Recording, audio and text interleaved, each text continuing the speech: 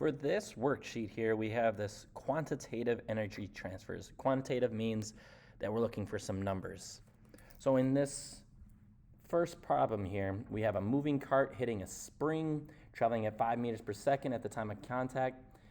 And what we're trying to find is just how much this spring is going to be compressed. So what we need to first recognize is in the initial state, it's moving energy. In the final state, it's spring energy. We're given the mass, the velocity, the spring constant, and what we need to find is that compression distance x. So I first put that all the energy is kinetic, that's that moving energy, and the final energy is all elastic potential, that's that EEL. So initial equals the final, showing the conservation of energy. Whatever we have in the beginning, we have at the end. We have all kinetic in the beginning, so we have all elastic at the end. We have 1/2 mv squared in the beginning. We have 1/2 kx squared at the end. So what we're trying to find is this x. So by solving for x, we can take this 2 over to the other side. That cancels off. Dividing by k on both sides and then square rooting to get rid of this squared component. By getting that square root, leaving us with x is the square root of mv squared on k, where we know m, we know v, we know k. It gives us this compression 2 meters.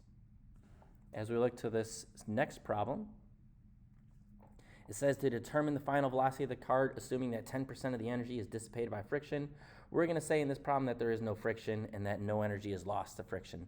So in other words, all we have here in the beginning is up energy, that's that gravitational potential, and at the bottom of the hill, there is no gravitational potential, it's all moving energy. So the initial is equal to the final. The initial is the gravitational potential because it's up. The final is kinetic because it's moving. So I put that onto my bar graphs here, showing that all the energy is gravitational potential in the beginning and it's all kinetic at the end, giving us this mgh equals to 1/2 mv squared. And what we're trying to solve for is the v, where we know h from this diagram over here, where this h is given us here going from this 0 up to 5. That's a 5 meter height. So if we solve for that v with this mgh and 1/2 mv squared, the 2 goes over to the other side. We can divide by m on both sides and square root to get rid of, once again, the square component, leaving us this v is the square root of 2gh, where I'm using g of 10 and the h of 5 times 2 and square root it. We get 10 meters per second. In the last problem here, we're going to have a block being placed on the spring that's compressed 0.3 meters.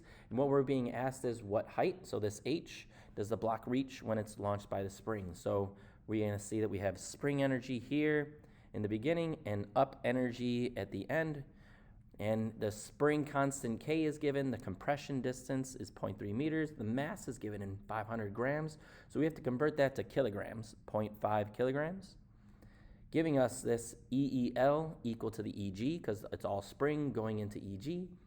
We have this 1/2 kx squared then equal to the mgh, where we're trying to solve for h. So we divide by mg on both sides, divide by mg, giving us this h is 1/2 of kx squared divided by mg, and I get an h of 0.9 meters.